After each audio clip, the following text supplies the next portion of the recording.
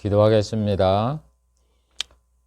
하나님 아버지 감사합니다. 이방인은 저희들을 사랑해 주시어서 예수 그리스도를 믿음으로 죄를 용서해 주고 천국에 들어가 하나님의 백성이 되어 영생 복락을 누리게 하여 주신 은혜를 감사를 드립니다. 이 은혜를 평생 잊지 않고 하나님을 찬미하며 영광을 돌리는 저희들이 되게 해 주시옵소서.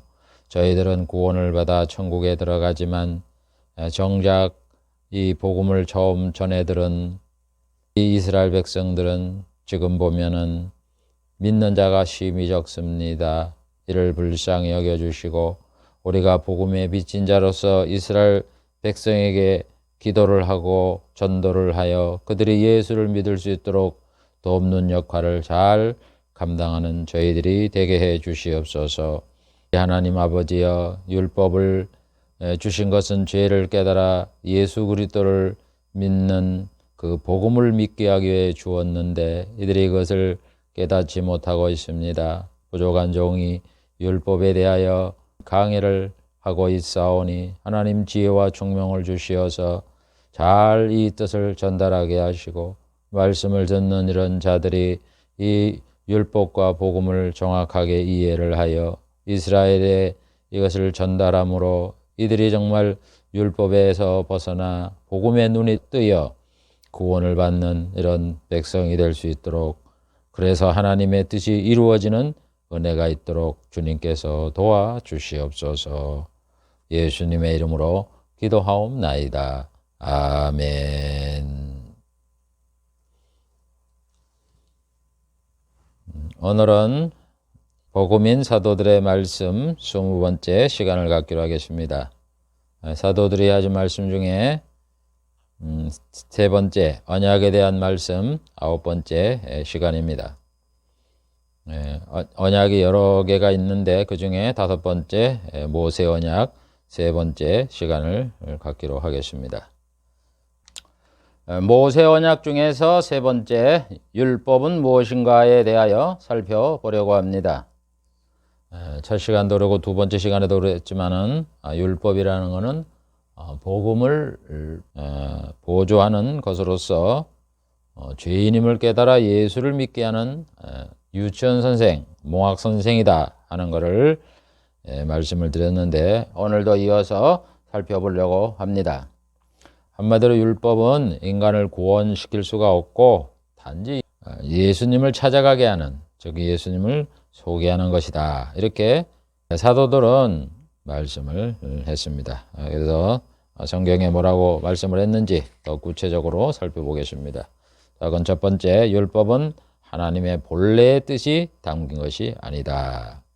예수님은 모세 율법에서 아내를 내어버리는 것을 허락했지만 본래는 그렇지 않다, 이렇게 말씀을 합니다. 마태복음 19장 8절, 예수께서 가라사대 모세가 너의 마음의 완악함을 인하여 아내 내어버림을 허락하였지만은 본래는 그렇지 아니하니라. 이스라엘 백성들이 예수님에게 율법에 대해 질문을 합니다. 모세 율법에 보면은 아내를 내어버리는 거는 허락했는데 그게 왜 그렇습니까? 여러분, 이스라엘 백성들도요, 이 모세 율법하고 창세기 아담한테 하나님이 언약한 거와 다른 것을 알았어요. 하나님께서 아담과 그 아내 하와를 만들어 놓고 가정을 이루게 했거든요. 그런데 모세 시대에 와서는 아내를 내어버리고 이혼을 하라, 이렇게 한 게 어떤 의미가 있느냐 하고 이렇게 질문을 합니다. 예수님께서 말씀하시기를 모세에게 이와 같이 이혼을 허락한 거는 사람이 완악해서 그렇다 이거예요. 안 그러면 더 죄를 짓고 이렇게 하기 때문에 문제가 생기기 때문에 이 부차적으로 이혼을 허락했다는 거예요. 그러면서 본래는 그렇지 않다. 원래는 하나님의 뜻은 그렇지 않다라고 이렇게 말씀을 하고 있는 겁니다. 그래서 원래 하나님의 뜻이 일부일처를 만들었으면은요, 평생 한번 결혼한 처음 하나님이 짝지어준 자가 평생 자기의 배우자예요. 그런데 우리는 악해서 다시 이혼을 하고 재혼을 하고 이러는 겁니다. 그래서 원래 하나님의 뜻은, 하나님이 기뻐하는 거는요, 이혼하지 않는 거예요. 그래서 말라기 2장 15절에도 말씀을 했는데, 여호와는 영이 유효하실지라도 오직 하나를 짓지 아니하였느냐, 어찌하여 하나님 하나만 지으셨느냐, 이는 경건한 자손을 얻고자 하심이라. 그러므로 내 심령을 삼가 지켜 어려서 취한 아내에게 괴사를 행치 말지어다. 하나님의 성령이 능력이 많으신다 할지라도 오직 하나, 아담 짓고 그 다음에 갈빗대로 하와 하나를 지었잖아요. 일부일처예요. 아내가 하나예요. 하나에서 시작된 거지. 그럼 그 후손에 많아서 지금 보면은 여자가 많네. 여자가 많은 거는 남자가 많기 때문에 짝지으려고 만들어 놓은 거지, 내가 여러 취하라고 준 게 아니에요. 오늘 지금 그걸 얘기하잖아요. 하나를 짓지 않았느냐. 일부일처예요. 그래서 신약시대에 주의 종은 일부일처예요.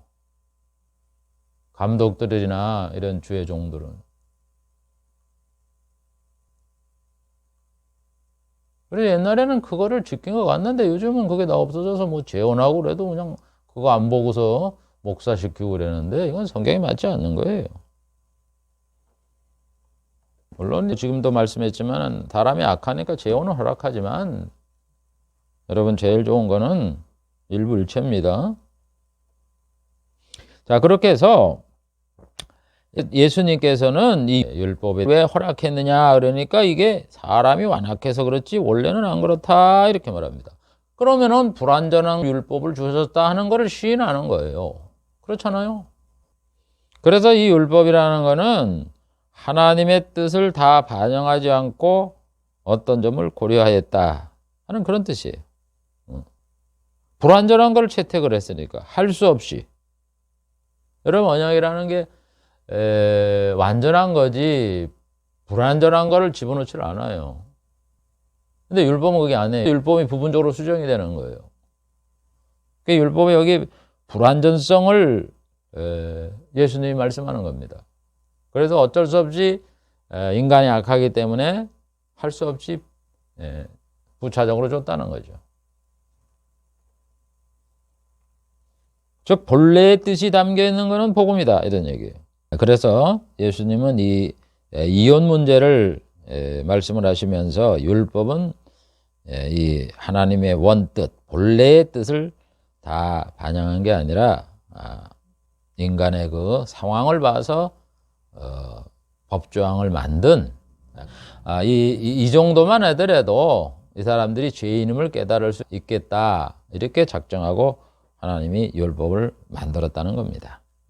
그래서 율법은 하나님의 본래의 뜻이 담겨 있는 것이 아니다 이렇게 예수님 말씀을 하는 겁니다. 두 번째, 율법은 예수 그리스도를 증거한다.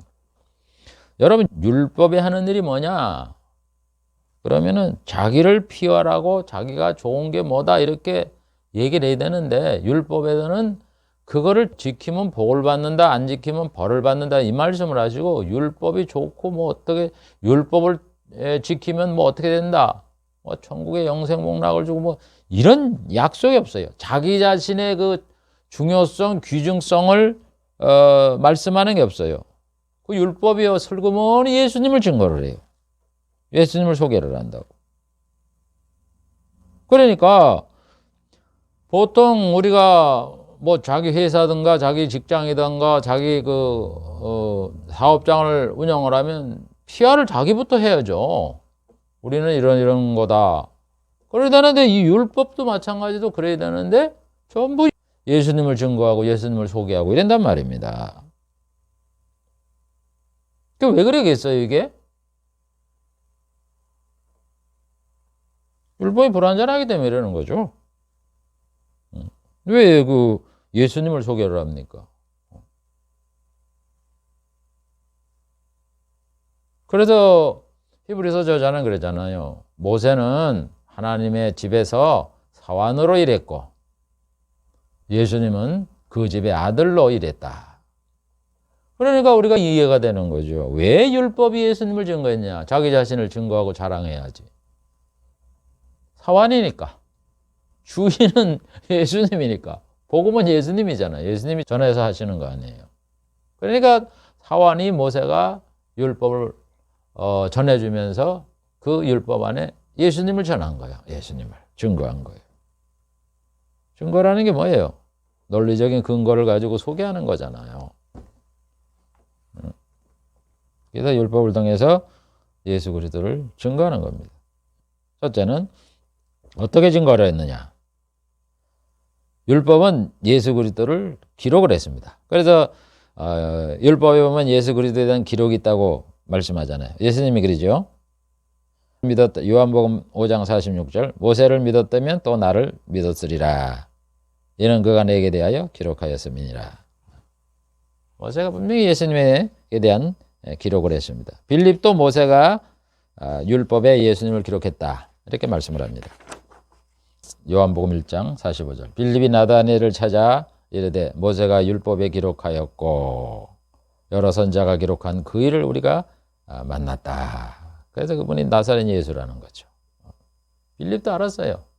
이 예수님은 모세가 율법에 기록한 분이구나 하는 걸 알았단 말입니다. 어디 기록됐어요? 신명기 18장 15절에 기록됐잖아요. 제가 많이 이용하는 거. 나와 같은 선자를 보내실 텐데 내 명령을 그의 입에 다 두어서 그가 와서 전하면 너희는 그를 믿으라. 그를 들어라. 그의 말씀을 들어라. 이렇게 얘기했잖아요. 그 예수님이잖아요. 모세와 같은 선지자. 그래서 왜 이랬느냐? 율법이라는 건 예수님을 소개하는 게 그 근본 목적이기 때문에 그래요. 그래서 율법을 지켜서 의롭게 되어서 구원을 얻는 게 아니라 죄인임을 깨달아 예수님을 소개하는 거예요. 우리에게 죄를 용서해 줄 구주 예수님을 소개하는 거예요. 그래서 여러분 율법에 보면은 재미있는 게 하나님 분명히 율법에 보면 제사를 드리라 그래요. 그러고 나서는 한참 있다 선지자나 다윗을 통해서는 제사를 기뻐하지 않고 수양의 번제와 살진 짐승의 기름에 배불렀고 짐승의 피를 기뻐하지 않는다. 이렇게 말씀을 하세요. 시편에 보면은 40편 6절에 주께서 나의 귀를 통하여 들리시기를 제사와 예물을 기뻐하지 아니하시며 번제와 속죄제를 요구하지 아니하신다. 시편 51편 16절 주는 제사를 즐겨하지 아니하시나니 그렇지 않으면 내가 드렸을 것이다. 주는 번제를 기뻐하지 아니하시나이다. 여러분 지금 다윗이 그 얘기를 하는 거예요. 동물의 제사를 하나님이 안 기뻐한다는 그래서 안 드린다는 거예요. 이사야도 말합니다. 하나님 이사야를 통해서 1장 11절 여호와께서 말씀하시되 너의 무수한 재물이 내게 무엇이 유익이뇨 나는 소양의 번제와 살진 짐승의 기름에 배불렀고 나는 수송아지나 어린 양이나 수염소의 피를 기뻐하지 아니하노라. 여러분 율법 스스로 모순을 말하고 있습니다. 아니 레위기를 보면 짐승 제사 드리고 뭐 번제 무슨 제 이라고 하면서 드리라고 그러더니 또 왜 여기서는 또 이 선지자 이사야와 다윗을 통하여는 안 드린다고 이렇게 안 좋다고 이렇게 말을 합니까? 드리지 말라고. 그걸 잘 이해를 해야 돼요. 이런 모순이 있는 게 뭐냐? 원래 예수님의 그 피제사를 통하여 우리가 죄를 용서받는 거잖아요. 그 모형으로 이스라엘 사람들에게는 율법을 주면서 동물의 피를 갖다 드리라는 거예요. 예수님 오실 때까지. 그러니까는 얼른 예수님이 오셔서 피제사를 드림으로 이 동물제사 이제 얼른 그만뒀으면 좋겠다. 지금 그래서 중간쯤 한 이사야만 800년 전 사람이라 그러면 1500년 전에 모세에게 율법을 줬으니까 한 700년 지났잖아. 700년 한 제사를 지냈잖아요. 그러니까 그 수송아지의 피를 기뻐하지 않고 짐승의 기름에 배불렀다. 이렇게 하나님이 표현을 하시는 거예요. 그래서 여러분 율법은 왜 예수님을 소개하느냐? 불완전하니까. 진짜가 아니니까. 실물이 아니니까. 그래서 율법이 예수님을 소개하는 거예요. 두 번째 율법은 예수님을 증거를 해요. 아까 증거를 얘기했죠. 믿을 수 있는 근거를 제시해서 소개를 하는 거예요. 그래서 신명기 18장 15절에 아주 대놓고 모세와 같은 선지자를 세운다. 이렇게 말씀을 했고, 그 다음에 이제 율법을 보면 모형이 있잖아요. 모든 내용이 예수 그리스도에 대한 그런 모형이 많단 말입니다. 이거를 통해서 예수님을 증거하는 거예요. 떡상을 진설병 12개의 떡을 매일 이래 해다가 상에다 놓고 성소에 갖다 놔라. 그 떡이 예수님의 몸이잖아요. 예수님을 상징하잖아요. 그렇게 해서 이스라엘 백성이 예수님을 믿었다. 앞으로 오실 예수님을 믿었다. 예수님이 우리의 죄를 위하여 몸 버리실 것을 믿었고, 예수님이 우리에게 생명의 양식을 주는 산 떡이다. 그분을 믿으면 영생을 얻는다 하는 것을 이들이 모형으로 섬겼다 하는 이런 증거를 우리에게 보여주는 거다, 이런 얘기입니다. 그래서 바울은 율법이 복음과 같이 예수 그리스도를 증거한다, 이렇게 말합니다. 사도행전 26장 22절. 내가 오늘까지 서서 높고 낮은 사람에게 증거하는 것은 선자들과 모세가 반드시 되리라 한 그 말밖에 없다. 그러면서 바울이 아침부터 저녁까지 강론했다, 이런 얘기입니다. 율법과 선자의 말을 가지고 예수의 일로 권하더라. 여러분, 바울이 복음을 전할 때 뭐 신약 마테마가 누가복음 가지고 전한 게 아니에요. 구약 가지고 전한 거예요. 모세 율법과 선자의 말을 가지고 전한 거예요. 모세 율법과 선자의 말씀, 이 복음이란 말입니다. 그걸 가지고 전한 거예요. 봐라, 모세가 예언했지, 시편에 예언했지, 선자가 예언했지, 이게 예수님에 대한 예언이다. 이걸 밝힌 거예요, 구약을 통해서. 그러니까 구약이 복음을 전했다 그랬잖아요. 복음 전하는 거예요. 그 안에 있는 걸 가지고 예수님에게 이루어진 이 말로 예수를 믿으라, 이렇게 증거를 했다, 이런 얘기입니다. 그래서 구약을 여러분 복음으로 해석해지 자꾸 그걸 가지고 무슨 세상 물질 그 세상 복에 대한 걸로 하면 안 된다, 이런 얘기예요.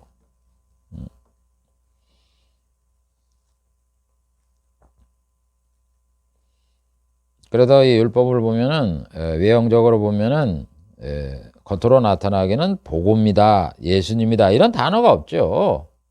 그런데 거기 비유가 있고 모형이 있습니다. 그걸 살펴보면 다 예수님에 대한 거고 복음에 대한 거고 천국에 대한 거다, 이런 내용입니다. 6월절에 희생되는 수컷양, 이게 뭐예요? 수컷양 예수님이잖아. 예수님 남자로 태어나잖아요. 아들로 태어나잖아요. 그게 6월절 양이 희생을 당해서 피를 이래 발려갖고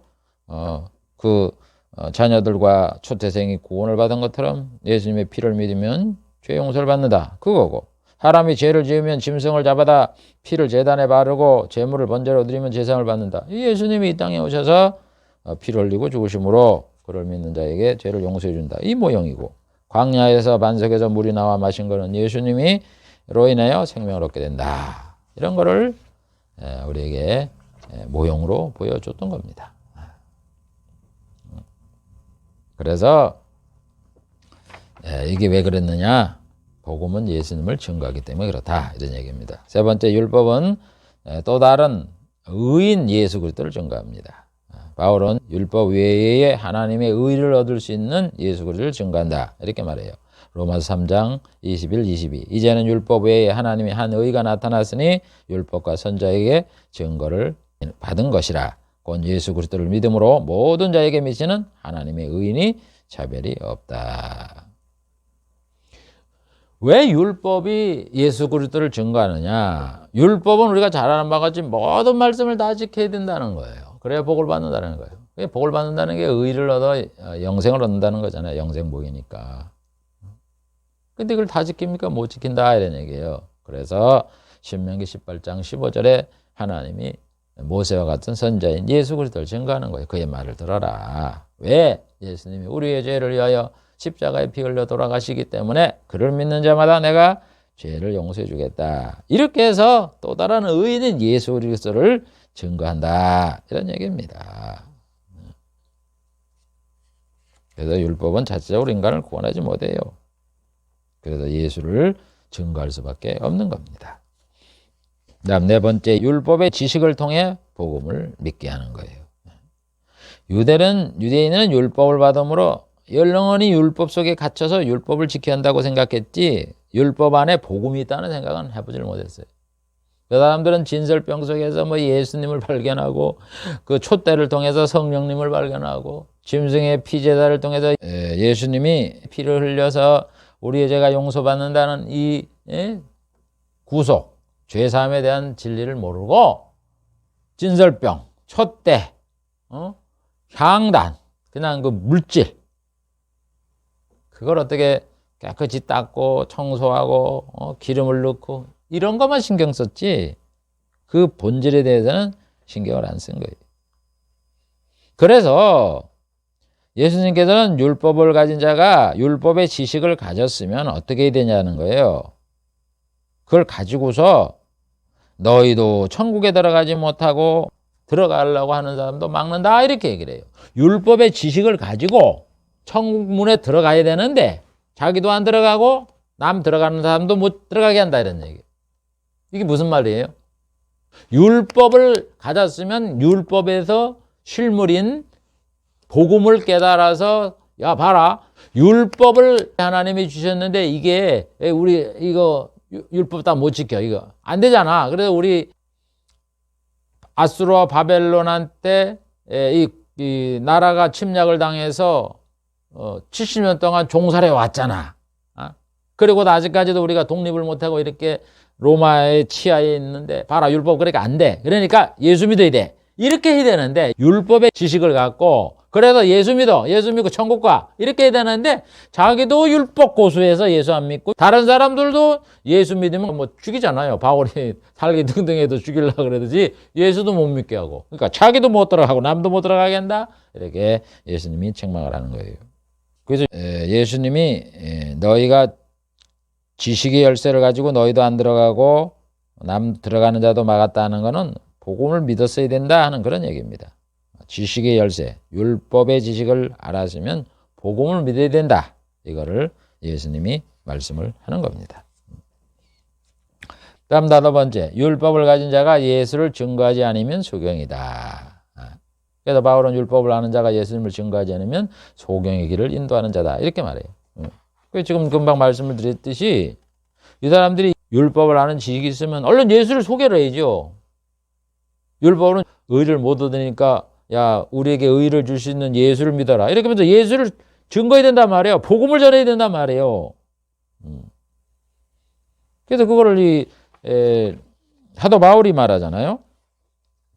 로마서 2장 19절 내가 이스라엘 사람들을 말하는 겁니다. 율법을 옹호하는 자, 율법에 있는 지식과 진리의 규모를 가진 자로서 율법에 심취하는 율법주의자를 말하는 겁니다. 지식과 진리의 규모를 가진 자가 소경의 길을 인도하는 자고 어둠에 있는 자의 빛이다. 소경을 인도하는 거예요. 이 사람 소경의 길을 인도하는 자. 지도 소경이다 이거예요. 아니 율법에 있는 지식과 진리를 가졌으면은 아까도 얘기했지만 율법을 가르치고 그거를 지키라 그러는 게 아니라 예수를 믿게 해야 되는데 자기도 그걸 몰라가고 소경이 돼갖고 말이죠. 길을 인도하는 자고 어둠에 있는 자다. 이렇게 말씀을 하고 있는 겁니다. 아까 예수님 말씀하고 똑같은 거예요 이게. 율법사여 내가 율법의 지식을 갖고 열쇠를 가져가서 너희도 안 들어간다도 막았다. 율법에 있는 지식과 진리의 규모를 가진 자로서 소경의 길을 인도하는 자다. 똑같은 내용을 말하는 거예요.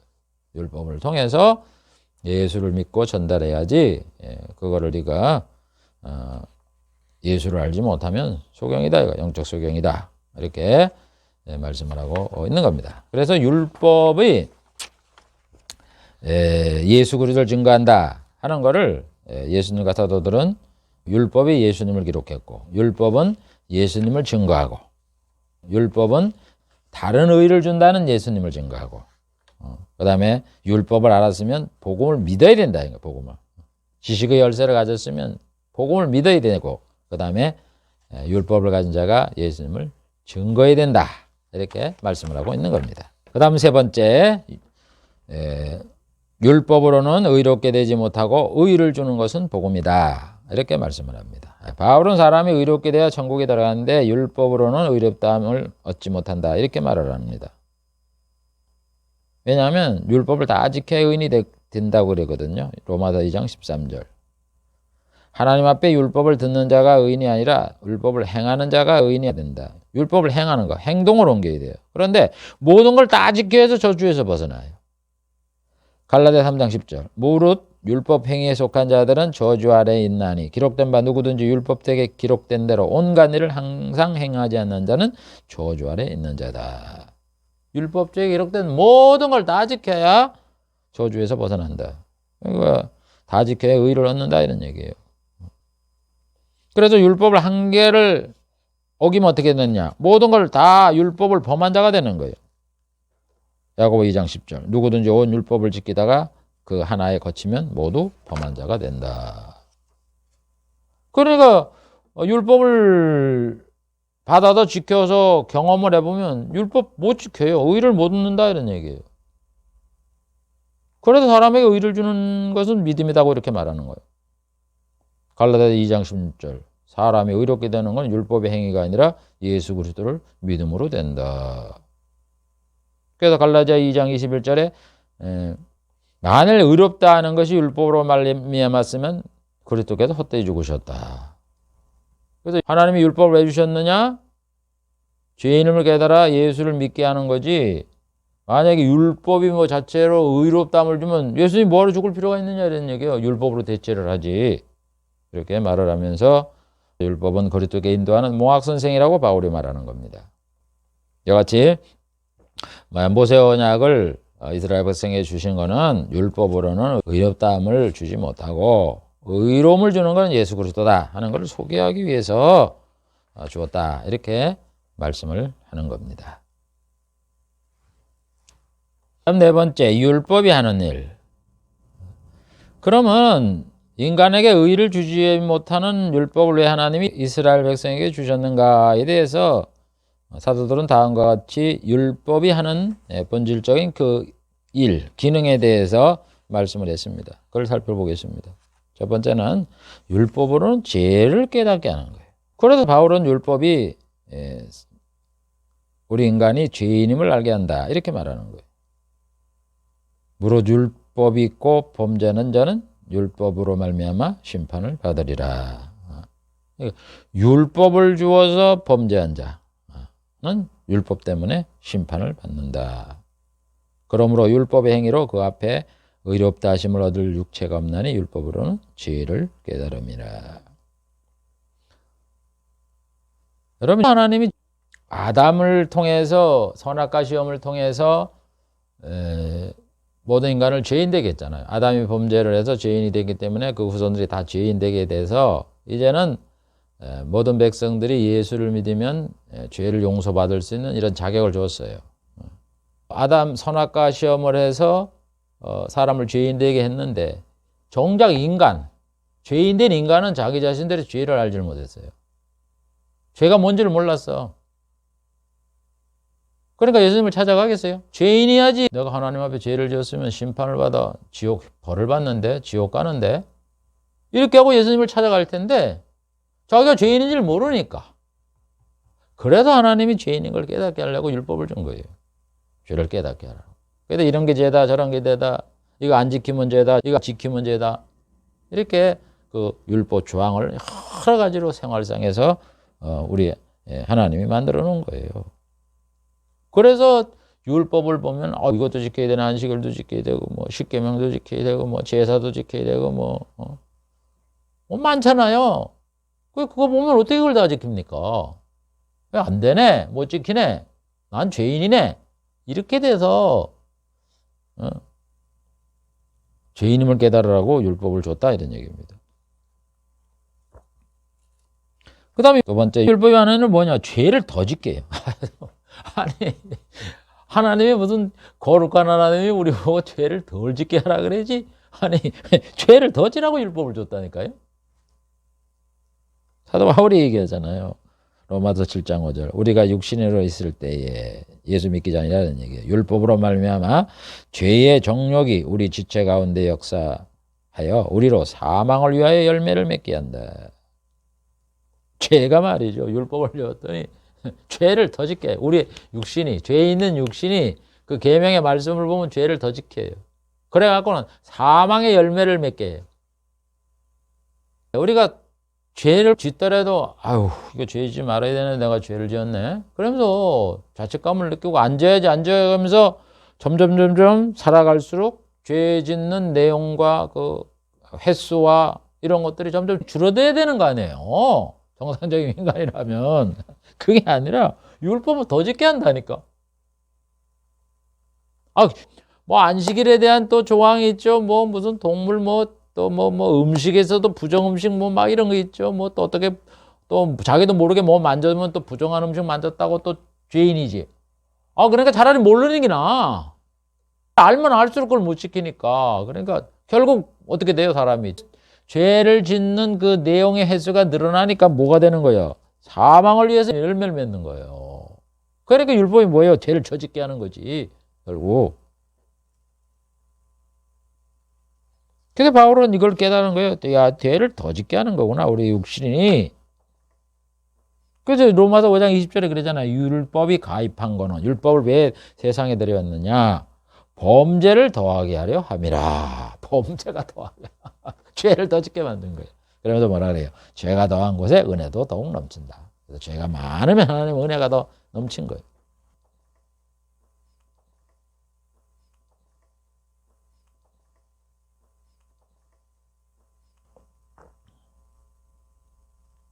그래서 하나님이 모세를 통해 율법을 준 거는 율법을 지켜서 의를 얻으라는 목적이 아니라 율법을 못 지킨다 하는 거를 죄인임을 깨닫게 하되 죄도 한두 가지 있는 게 아니라 아주 그냥 자기 자신이 나는 이제는 더 이상 율법을 지켜서 거룩하라는 말을 하지 마. 내가 죄 짓는 게 한두 가지가 아니야.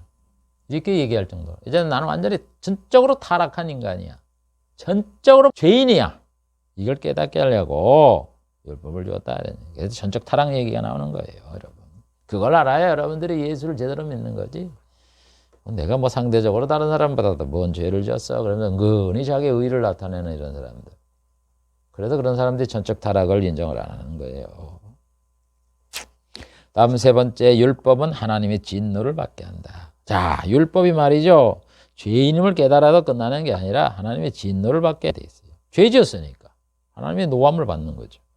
그래서 로마서 4장 15절, 율법은 진노를 이루게 하나니 하나님의 진노를 받게 될 죄인이다 하는 것을 깨닫게 한다 이런 얘기예요.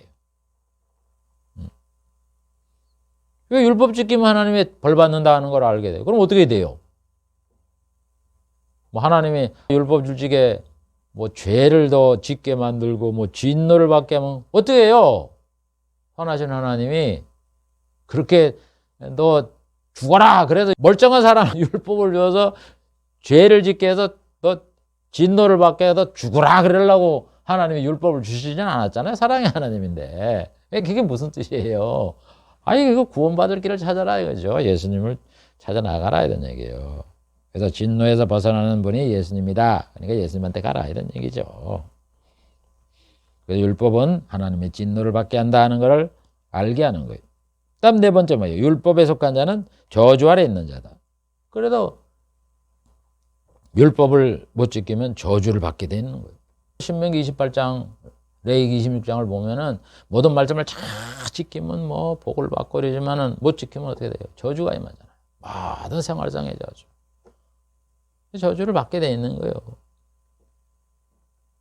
갈라디아 3장 10절에 바울은 말합니다. 율법 행위에 속한 자들은 율법을 지키려고 하는 자는 저주 아래 있느니 기록된 바 누구든지 율법책에 기록된 대로 온갖 일을 항상 행하지 않은 자는 저주 아래 있는 자라. 여러분 말씀을 안 지키면 성읍에도 들에도 저주받고 소생과 토지의 소산과 우양의 새끼 떡광주리가 저주를 받는다. 율법을 지키겠다고 이렇게 맹세하는 사람은요, 할례를 받으면 모든 것을 다 지켜야 될 의무가 있기 때문에 이런 저주를 받게 돼 있는 거예요. 근데 분명히 또 한 가지 잘 알아야 될 게 뭐냐면, 이렇게도 율법을 못 지켜서 이스라엘 백성이 망했잖아요. 나라가 아수르하고 바벨론한테 멸망을 당했는데, 여러분 이걸로 해서 끝난 게 아니에요. 그 사람들이 다시 돌아와갖고 또 이제 국가를 재건하고 하나님이 제사를 드리고 율법을 지키라 그랬잖아요. 그럼 그 사람들이 뭐 거룩하게 잘 지켰어요? 잘 지키긴 뭘 잘 지켜? 율법은 못 지키는 건데. 그럼 똑같이 그 망하기 전에 사람들과 똑같이 죄를 짓고, 더 졌으면 더 졌겠죠. 그러면 또 저주를 또 받아야 돼요. 그러니까 이스라엘 백성이 한 번 나라가 망해갖고 이렇게 해서 그게 끝난 게 아니에요, 여러분. 지금도 유대인들이 예수를 안 믿고 율법을 믿잖아요. 그 유대교들이. 그러면 그 저주 아래 있는 거예요, 그 사람들. 저주를 언제 받아야 되는 거예요. 저주 아래 못 벗어나는 거예요. 뭐 율법이 뭐 시대에 그 자손들이 한 번 그 나라가 망하는 이런 일을 통해서 저주가 다 상쇄가 됐다 이렇게 생각하면 안 돼. 율법을 지키면 항상 저주 아래 있는 거예요. 못 벗어나는 거예요. 그래서 하나님의 사랑이 있어서 그 벌을 다 안 내리고 그냥 아수르 바벨론한테 벌을 내리고 또 예수님을 십자가에 못 박기 때문에 벌을 내리고 그 다음에 대환란을 당할 때 이스라엘 백성이 벌을 내리고 이렇게 몇 번 내리는 거지. 그 사람들이 뭐 한 번 벌을 내린 것으로 그 벌이 다 저주가 끝난 게 아니단 말이에요. 영원토록 저주받는 거예요. 유대교를 믿으면, 율법을 믿으려면은. 그래서 율법에 속한 자는 저주 아래 있는 거예요. 영원토록. 율법을 벗어나야지. 예수를 믿어야죠. 예수를 믿어야 벗어나는 거예요. 율법의 저주에서. 그 다음에 다섯 번째, 율법으로는 하나님의 심판을 받게 된다 하는 걸 알게 하는 거예요. 그러니까 보세요. 죄를 지었죠. 진노를 받죠. 저주 아래 있죠. 그러니까 뭐예요? 심판을 받는 거죠. 잘못 죄 지면 심판받잖아요. 그래서 로마서 3장 19절 우리가 알거니와 무릇 율법이 말하는 바는 율법의 아래에 있는 자들에게 말하는 것이니, 율법을 지키려고 하는 이런 사람들에게 말하는 것이 뭐냐? 모든 사람의 입을 막고 온 세상으로 하나님의 심판 아래 있게 하려 합니다. 모든 사람의 입을 막고, 야, 율법을 못 지키니까 하나님 심판, 죄인이니까 하나님의 심판을 받는다. 이걸 알게 하려고 율법을 줬다는 거예요. 근데 여기 이제 율법을 하나님이 주셨는데 왜 모든 사람의 입을 막고 온 세상으로 하나님의 심판 아래 있게 하는 걸 알게 하느냐? 여러분, 율법은 이스라엘 백성에게 줬는데 이방 사람들도 하나님의 심판 아래 있다 하는 것을 알게 하려고 율법을 주었다는 거예요. 그러니까 율법을 주신 거는 선민 이스라엘과 세계 모든 만민이 하나님의 심판 아래 있다 하는 것을 알게 하려고 이걸 주었다는 거예요. 그래서 여러분, 이걸 우리가 잘 이해를 해야 돼요. 율법은 이스라엘에게 줬는데 그게 우리에게 무슨 영향을 미치느냐? 아니에요. 하나님의 뜻은 그게 아니에요. 이스라엘은 율법에 대한 조항을 주어갖고 율법을 못 지키니까 죄인이 돼서 하나님 심판 받는 거고, 그게 지옥 가는 거고. 우리 이방인은 뭐냐? 우리는 율법을 안 줬어요. 그럼 어떻게 알아요? 우리 양심을 줬거든요. 양심이 율법의 역할을 하는 거예요. 여러분, 살인하지 말라, 간음하지 말라, 도둑질하지 말라. 율법을 몰라도 우리 양심이 알아요. 그거 하면 안 된다. 그래서 안 하는 거잖아요. 양심의 가책을 받아서. 그런데 만약에 우리가 양심의 소리에 귀를 기울이지 않고 순종하지 않고 어기면 어떻게 됩니까? 하나님 심판을 받는 거예요. 그래서 우리가 죽으면 하나님의 심판을 받는 거예요, 여러분. 율법을 뭐 안 받았다고 심판 안 받는 게 아니라.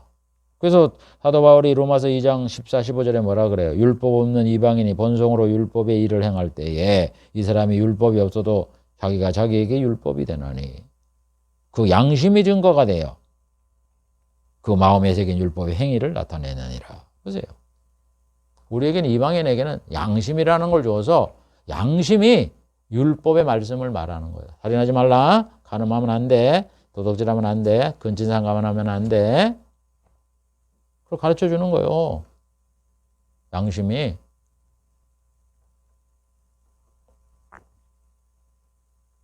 그렇기 때문에 율법을 주시든 안 주시든 이 율법이라는 거는 모든 사람의 입을 막고 온 세상으로 하나님의 심판하여 있다. 그러니까 이스라엘은 율법을 안 지켰기 때문에 심판을 받고, 우리 이방인들은 우리 양심을 다 따르지 못하고 어겼기 때문에 심판을 받고. 그러니까 여러분, 이스라엘 사람은 하나님의 심판을 받는다 그러고, 예수를 안 믿는 사람들도 그러잖아요. 하나님의 심판을 받는다고, 심판을 받는다고.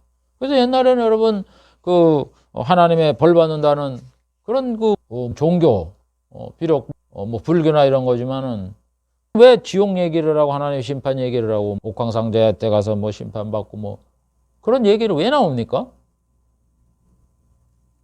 그게 다 여기에 똑같은 거예요. 그 이야기가 예수를 안 믿는 다른 이방 종교에서 나왔지만은 이게 자연적인 거예요. 아담 이후부터 사람들에게 이 하나님에 대한 이 지식들이 전달되어서 그 사람들이 후대에 가서 복음을 받아들이기 전이나 없는 데서 하나의 종교를 만들어서 그러는 거지. 그 자체가 다 원리를 따져보면은, 근원을 따져보면 다 아담 이후와 노아 이후에, 하나님의 아브라함 이후에 이런 영향을 받아갖고 그 사람들이 그렇게 말을 하는 거예요. 다 인간의 구전이 되기 때문에.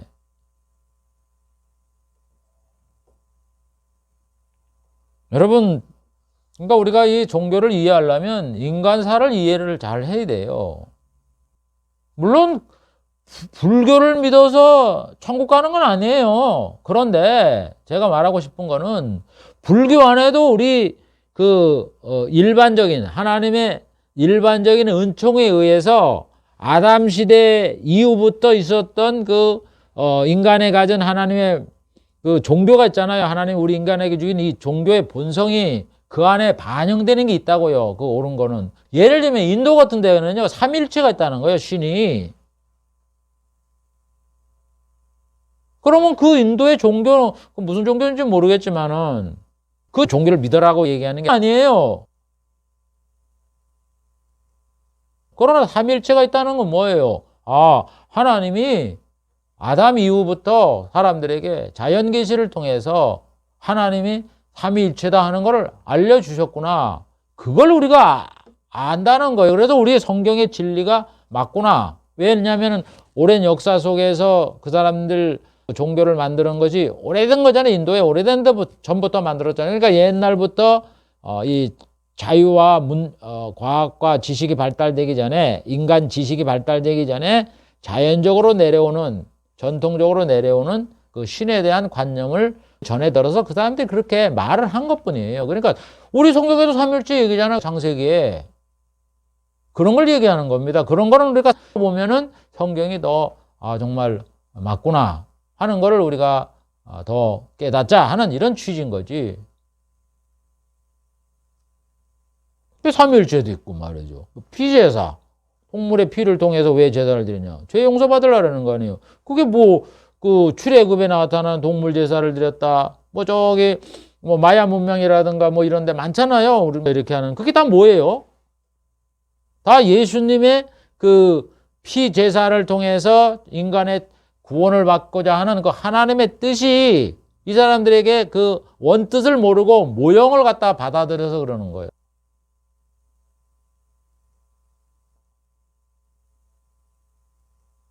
다 그러니까 이 전체 이런 종교적인 행위를 이래 보면은 다 기독교, 이 성경에 나타난 이 뿌리에서 나타나는 이런 것이 이 사람들이 유대인처럼 모형을 섬겨서 이러는구나 하는 걸 우리가 이해가 된다 이런 얘기입니다. 그 사람들이 옳다는 얘기가 아니고, 그거를 예수 믿는 사람이 그렇게 목사가 그런 얘기를 해, 그 사람을 옹호하려는 게 아니에요. 여러분 이해를 잘 하세요. 넓은 관점에서 이걸 보면은 그 사람들에게 정말 우리가 느낄 수 있는 거는, 정말 진리가 맞구나. 인류는 하나구나. 그 사람들에게 하나님이 다 계시를 한 거지, 이들에게 구전으로, 입으로 전달을 돼서 그렇게 말 안 하는구나 하는 걸 우리가 믿게 되는 거죠.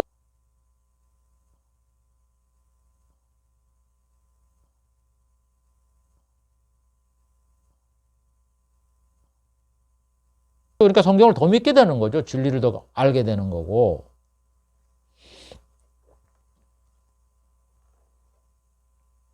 그래서 우리 양심이 순종을 못하기 때문에 어떻게 됩니까? 하나님의 심판을 받는 거예요. 그래서 성경이 뭐라 그래요? 사람의 행위는 상급이 있다. 역대하 15장 7절. 너희는 강하게 하라. 그러면서 너희 행위는 상급이 있다. 그러니까 여러분, 왜 우리는 율법도 안 주었는데, 우리 얘기잖아. 당신 죽고 난 다음에 예수님이 오시거나 백보자 심판 때 심판을 받습니다. 재판을 받습니다. 재판을 왜 받냐고. 그 사람들이 의아하게 생기잖아요. 내가 뭐로 재판을 받아? 심판 받는다니까? 양심으로 한 일이 있기 때문에, 당신의 한 행위가 있어서.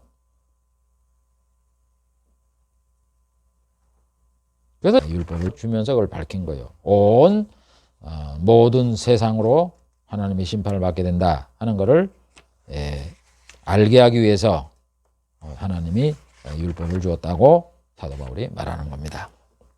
시간이 되었기 때문에 오늘 한 내용을 살펴보겠습니다. 오늘도 율법은 무엇인가에 대하여 사도들과 예수님이 하신 말씀을 살펴봤는데, 율법은 뭐예요? 하나님의 본래의 뜻이 담겨 있지 않다. 그 다음에 율법은 예수 그리스도를 증거한다. 구체적으로 어떻게 증거하느냐? 율법이 예수 그리스도에 대해서 기록을 해놨고, 또 예수님에 대한 그 일을 모형을 통해서 밝혔고, 또 율법은 의를 얻을 수 있는 예수를 증거했고, 그렇기 때문에 율법을 알면은 복음을 믿어야 되는 거고 예수를 증거해야 된다. 그러면서 우리에게 의를 주는 것은 바로 율법이 아니라 복음이다. 이렇게 말씀을 하면서, 구체적으로 율법이 하는 일이 뭐냐? 율법으로는 죄를 깨닫게 하고, 죄를 더 짓게 하고, 하나님의 진노를 받게 하고, 하나님의 저주 아래 있게 해서 하나님의 심판을 받는다 하는 것을 우리에게 알게 한다. 이렇게 율법의 기능에 대해서 사도들은 말씀을 하는 겁니다. 율법의 행위로 그 앞에 의롭다 하심을 얻을 육체가 없나니, 율법이 인간을 구원시킬 수가 없고, 이렇게 하니까 여기서 구원받을 방법이 뭐냐? 그래서 예수님을 증거하는 거예요. 복음을 증거하는 거고. 그래서 율법은 하나님의 본래의 뜻이 담긴 게 아니다. 율법은 예수 그리스도를 증거한다. 율법은 예수 그리스도에 대해 기록을 했다. 율법은 복음과 예수를 증거한다. 그 다음에 다른 의를 얻게 되는 예수를 증거한다. 율법을 통해서 복음을 믿어야 된다. 율법을 아는 자가 예수를 증거하지 않으면 소경이다. 율법은 의로움을 주지 못하고 의로움을 주는 것은 복음이다. 그렇게 율법이 하지 못하는 율법의 기능을 소개를 하면서 예수 그리스도를 증거하는 거예요.